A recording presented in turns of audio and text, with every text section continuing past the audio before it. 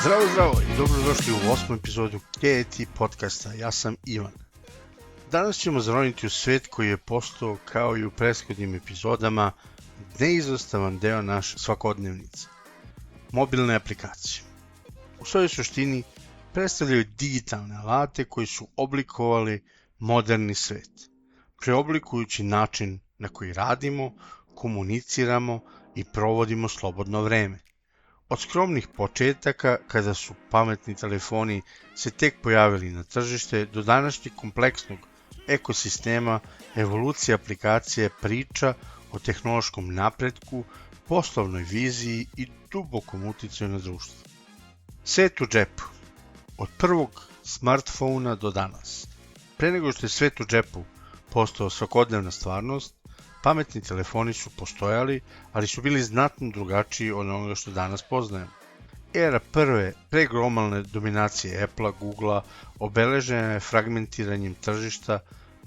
Microsoft je, na primjer, 2005. godine izdao prvi pametni telefon sa operativnim sistemom Windows CE, dok je Nokia iste godine predstavila svoj Maemo OS na internet tabletu N770. Pojava prvog Android telefona, HTC Dream, usledila je 2008. godine. Iako su ovi uređaji u to vreme smatrani naprednim, nedostajala im je ključna komponenta koja bi u potpunosti uključila njihov potencijal, jednostavna i sigurna platforma za pronalaženje i distribuciju softvera. Aplikacije su postojale, ali nije bilo centralizovane, nazovi tržnice za njih. Prekretnica se dogodila 2007. godine, kada je Apple predstavio prvi iPhone. Zanimljivo je da je originalni iPhone nije imao App Store, niti je podržavao aplikacije trećih strana, odnosno drugih korisnika. Kreatori su se u početku opirali ideji o otvaranju platforme, zabrinuti za narušavanje kvaliteta i integriteta korisničkog iskustva. Međutim, brzo su uvidjeli potrebu i pronašli jedinstven kompromis. Nisu odustali od kontrole, već su stvorili platformu koja je uz stroge smernice kvaliteta postala jedna zvanična ulazna tačka za aplikacije. Lansiranjem App Store 10. jula 2008. godine industrija mobilnih aplikacija je stvorena preko noći. Ovaj potez nije bio samo tehnička inovacija, već vizionarski poslovni model. Umjesto da se programeri i korisnici bore za fragmentiranim tržištem i nepoznatim izvorima, Apple je ponudio jedinstven, pouzdan ekosistem. Korisnici su dobili garancije kvaliteta i bezbednost, a programeri su dobili efikasan kanal za distribuciju svojih proizvoda do milioni ljudi. Bio je to katalizator za eksplozivan rast koji je definisao narednu deceniju. Izrada aplikacije. Proces izrade aplikacije u današnjem svetu dominantno se odvija unutar dva ekosistema, Googleovog Androida i Appleovog iOS, iako postoje dodatni, odnosno drugi, koji su manje poznati u ovom delu. Iako oba sistema služe istoj svrsi, pokretanje aplikacije na pametnim uređajima, njihova filozofija razvoja, alati i pristup značajno se razlikuju, što direktno utječe na izbor programera. Jedna od ključnih odlika da li se razvijati nativno ili koristiti cross-platform pristup, nativne aplikacije su one koje se razvijaju isključivo za jedan operativni sistem. Koriste specifične programerske jezike i alate za iOS, to su jezici Swift ili stariji Objective-C, pri čemu je Swift postao referiran zbog svoje modularne i modernije sintakse i lakše čitljivosti. Za Android programeri koriste Javu ili sve popularniji Kotlin, koji se smatra intuitivnim i efikasnijim te potencijalnom zamenom za Javu. Prednost nativnog pristupa je potpuna integracija sa funkcijama uređaja poput kamere, GPS-a ili senzora koje se nalaze na uređaju, što rezultira maksimalnim performansama. Sa druge strane, cross-platformu okvir kao što su Googleov Flutter, koji koristi jezik Dart ili Meta-in React Native bazirana na JavaScriptu omogućuju programerima da napišu jednu bazu koda koja funkcioniše na oba operativne sistema. Ovaj pristup značajno smanjuje vreme i troškove razvoja, čineći ga privlačnim za startup kompanije ili projekte sa ograničenim budžetom. Ipak, tehničke razlike idu dublje od izbora jezika. One odražavaju fundamentalno različite filozofije ekosistema. Android je poznat po svojoj otvorenosti, pružajući korisnicima veću slobodu prilagođavanja uređaja putem widgeta, tema i alternativnih prodavnica aplikacija. Ipak, ta otvorenost dovodi do značajne fragmentacije uređaja. Postoje hiljade modela Android telefona sa različitim veličinama ekrana, verzijama operativnog sistema i hardverskim konfiguracijama. Zbog toga je testiranje i optimizacija aplikacija za Android znatno složenija i skuplja. Nasuprot tome, Apple neguje zatvoren ekosistem, što mu daje potpunu kontrolu nad hardverom i softverom, rezultirajući dostatnošću, stabilnošću i višim nivoom sigurnosti. Proces pregleda aplikacija u App Store-u je rigorozan, ali obezbeđuje viši kvalitet i sigurne standarde. Iako Android globalno dominira tržištem sa udelom od 71,75%, što ga na prvi pogled čini privlačnim za razvoj, dublja analiza pokazuje složeniju sliku. Fragmentacija Androida povećava troškove razvoja, testiranje i održavanje. S druge strane, korisnici iOS-a se smatraju tehnološki osvešćenijim i platežno moćnijom publikom, spremnom da plati za aplikacije i dodatni sadržaj unutar njih. Kombinacija lakšeg razvoja i više platežne moći publike često čini iOS platformom izuzetno atraktivnom, uprkos njenom manjem tržišnom udelu. Ovo je suštinski kontradikcija u industriji koja pokazuje da je jednostavna statistika o tržišnom udelu ne pruža potpunu sliku o isplativosti i kompleksnosti razvoja. Najpopularnije aplikacije, društvene mreže, produktivnost i igre. Milioni aplikacija na tržištu mogu se podeliti u kategorije koje održavaju osnovne ljudske potrebe i navike. Prodavnice poput Google Play Store nude širok spektar društvenih i alata od igre i edukacije. Iako se svaka kategorija bori za korisničku pažnju, neki od njih su se izdvojile kao apsolutni lideri u domenu preuzimanja i vremenu korišćenja. Društvene mreže i komunikacione aplikacije dominiraju listama najpreuzimanijih, što potvrđuje njihovu ulogu u modernom životu. Prema statističkim podacima iz 2024. godine, globalni giganti kao što su TikTok i Instagram vode po broju preuzimanja, a slede ih Facebook, WhatsApp i Telegram. Vreme provedeno na ovim platformama, posebno na TikToku, koji beleži prosečno 406 minuta po korisniku, ukazuje na visok stepen angažovanja. Međutim, nisu sve popularne aplikacije stvorene za zabavu. Aplikacije za produktivnost i alati su nezaobilazni deo svakodnevnice. Oni ne privlače pažnju na isti način kao društvene mreže, ali su fundamentalne za način na koji radimo i funkcionišemo.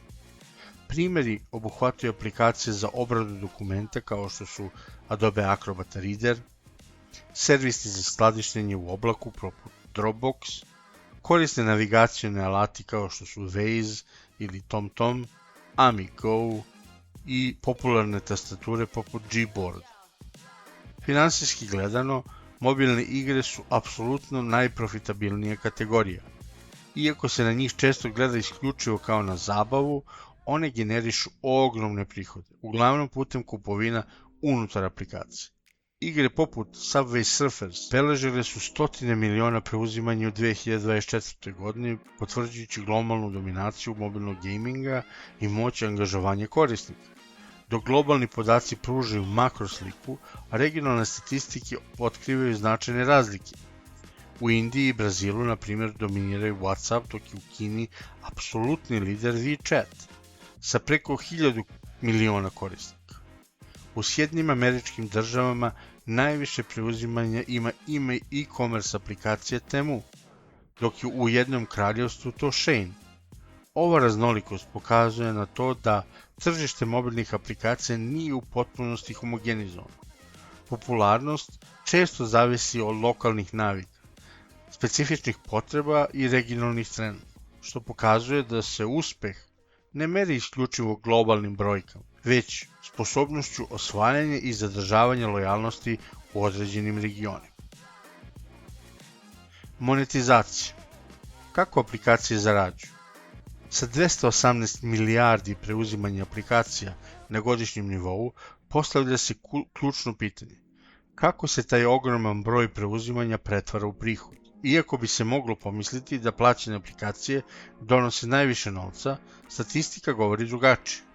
Čak 98% prihoda dolazi od besplatnih aplikacija. To ukazuje na dominaciju kompleksnih poslovnih modela. Prva tri glavna modela monetizacije. Prvi su plaćene premium aplikacije. Korisnici plaćaju jednokratnu naknadu za preuzimanje, iako ovaj model donosi neposredan prihod, on značajno smanjuje broj preuzimanja, jer korisnici nisu spremni da plate za nešto što nisu prethodno isprobali. Zbog toga je ovaj model često rezervisan za profesionalne alate i visoko kvalitetne igre koje garantuju bogato, neprekinuto iskustvo bez reklama i dodatnih troškova. Freemium model, ovo je najrasprostranjeniji poslovni model u industriji. Aplikacija je besplatna za preuzimanje i korišćenje, a prihodi se generišu prodajom dodatnih, odnosno premium funkcija, sadržaja ili usluga. Odličan primjer su aplikacije kao što su Spotify, Dropbox i bezbroj mobilnih igara. Korisnici dobiju osnovnu vrednost besplatno, ali su motivisani da plate za poboljšano iskustvo tako što, na primjer, slušanje muzike bez reklama, veći prostor za skladištenje ili pristup posebnim nivoima u igrama. Reklame unutar aplikacije ili ti in-app advertising. Ovaj model je primarni izvor prihoda za mnoge besplatne aplikacije. Prihodi se ostvaruju prikazivanjem ciljanih reklama, video oglasa ili banera unutar aplikacije. Neke aplikacije idu korak dalje i plaćaju korisnicima da gledaju reklame ili ispunjavaju ankete, kao što je to slučaj sa aplikacijama Swagbucks ili Neobooks. Najdublji uvid u freemium model leži u njihovom paradoksalnom poslovanju. On se oslanja na činjenicu da će se ogromna baza korisnika koja ne plaća omogućiti generisanje prihoda od malog, lokalnog i angažovanog segmenta. Stopa konverzije sa besplatnog na plaćeni model je izuzetno niska, obično između 1 i 5%. To znači da je velika većina korisnika, čak 95%, nikada neće generisati prihod direktnom kupovinom. Dodatno, tržište se suočava sa brutalnom statistikom. 71% korisnika napusti aplikaciju u prvih 90 dana. Ovi podaci otkrivaju da developer mora da se bori sa masivnim gubitkom korisnika, istovremeno pokušavajući da ubedi manjinu da plati. Stoga, stvaranje dovoljne vrednosti u besplatnoj verziji, dok se zadržavaju dovoljno privlačne funkcije za plaćenu verziju, predstavlja delikatan balans koji određuje dugoročan uspeh ili neuspeh aplikacije. Društveni uticaj ili ti izazov modernog doba. Iako su mobilne aplikacije transformisale naš život i učinile ga lakšem, one sa sobom nose i značajne izazove. Mnogi stručnjaci su zabrinuti zbog njihove prekomerne upotrebe i pojave zavisnosti od pametnih telefona. Ovaj termin opisuje prekomerno i disfunkcionalno korišćenje koje podsjeća na behavioralne zavisnosti, s obzirom na to da su pametni telefoni stalno povezani sa internetom i služe za sve, od komunikacije do zabave. Njihov uticaj na svakodnevne aktivnosti je ogroman. Prekomerna upotreba telefona i aplikacije povezane sa ozbiljnim negativnim efektima na fizičko i mentalno zdravlje. Istraživanja su pokazala da su takve navike povezane sa lošim snom, umorom i problemima sa uspavljivanjem. Nedostatak sna za uzvrat snažno utiče na akademski uspjeh, što predstavlja poseban problem za mlade ljude. Na psihološkom nivou, zavisnost od pametnih telefona je često praćena depresijom, anksioznošću i stresom. Ova zavisnost nije slučajna, niti je isključivo rezultat nedostataka lične kontrole. Iza nje stoji namerni dizajn. Mnoge aplikacije svesno koriste tehnike psihološkog inženjeringa kao što su notifikacije koje vas teraju da se vratimo u aplikaciju ili funkciju beskonačnog scrollovanja, koje vas zadržava bez kraja. Ove funkcije su stvorene sa jednim ciljem, da se maksimizira vreme provedeno u aplikaciji, što direktno utječe na poslovne rezultate, bilo putem prihoda od reklama ili kupovina unutar aplikacije.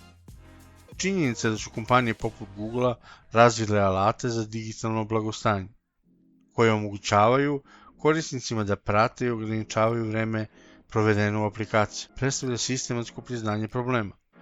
To nam govori da problem nije samo u korisnicima, već u sistemima koji je namerno stvoren da zadrži u stanju stalnog angažovanja. Primjeri uspješnih aplikacija i startupa.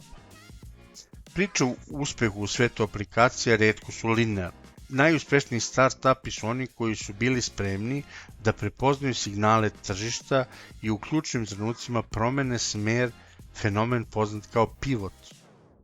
Instagram. Od burn do globalnog fenomena. Kevin Systrom i Mike Krieger su 2010. godine osnovali Instagram. Njihov prvi projekat, aplikacija Bourbon, bio je previše komplikovan. Sadržao je pregršt funkcija uključujući objavljivanje slika, prijevođivanje lokacije i planiranje budućih događaja, što je zbunjivalo korisnike. Analizom podataka osnivači su otkrili da korisnici isključivo koriste funkciju deljenja fotografija. Odlučili su se da odbace sve ostale funkcije i fokusiraju se samo na mobilnu fotografiju. U samo 8 nedelja stvorili su novu, pojednostavljenu aplikaciju sa filterima. Lansiran 6. oktobra 2010. godine, Instagram je prvog dana zabeležio 25.000 preuzimanja, a za samo 2 mjeseca dostigao je 1 milion korisnika. Uber. Transformacija transporta i gig ekonomije. Ideja za Uber nastala je 2008. godine u Parizu, kada je osnivač Travis Kalanick i Garrett Camp nisu mogli da pronađu taksi. Prvobitna verzija je bila ekskluzivna usluga sa luksuznim crnim limuzinama, međutim pravi potencijal su vidjeli u platformi koja povezuje obične vozače sa korisnicima. Ovaj pivot je stvorio temelje za gig ekonomiju. Radni model zasnovan na nezavisnim radnicima, uprkos pravnim izazovima i protestima taksista širom sveta, Uber je nastavio da se širi, postojući najvredniji startup podržan venture kapitalom, sa procenošću vrednosti od 51 milijardu dolara u julu 2015. godine. Kompanija je pod novim vodstvom uspjela da ostvari i profitabilnost, demonstrirajući snagu svog modela. TikTok, kineski gigant i uspon kratkog videa. TikTok je međunarodna verzija, odnosno aplikacije Douyin, koja je razvila kineska kompanija ByteDance. Ključni strateški potez koji je omogućio globalno širenje bila je akvizicija popularne američke aplikacije Musical.ly 2017. godine. Umjesto da gradi korisničku bazu od nule, ByteDance je preuzeo postojeću angažovanu publiku i integrisao u svoju platformu, stvarajući globalnu sliku. TikTok je danas jedna od najrasprostranjenijih aplikacija na svetu. Priča o TikToku pokazuje da akvizicija i spajanje mogu biti brži i efikasniji put do globalnog uspeha od organskog rasta. Evolucija mobilnih aplikacija je putovanje od jednostavnih alata do kompleksnih ekosistema koji su duboko ugradili u tkivo našeg društva. Oni su pomerili način na koji komuniciramo, radimo, kupujemo i zabavljamo se, istovremeno nas nateravši da se suočimo sa novim izazovima, poput zavisnosti, očuvanja digitalnog blagostanja. Iza svake neuspješne aplikacije stoji priča o viziji, upornosti i sposobnosti prilagođavanja. Pozivamo vas da ocenite naš podcast i da nas zapratite na društvenim mrežama, gdje redovno delimo zanimljive priče i analizi sveta tehnologije. A gdje provodimo najviše vremena u tim aplikacijama? Na društvenim mrežama. O tome pričamo sljedeće. Hvala vam što ste bili uz nas.